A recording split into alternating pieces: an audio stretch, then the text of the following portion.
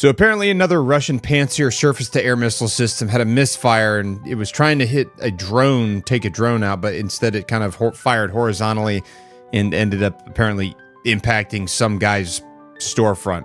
This has happened before. In the following video, you see that where it went erratic and landed in the Belgorod region. And it's also happened before where they were testing it out.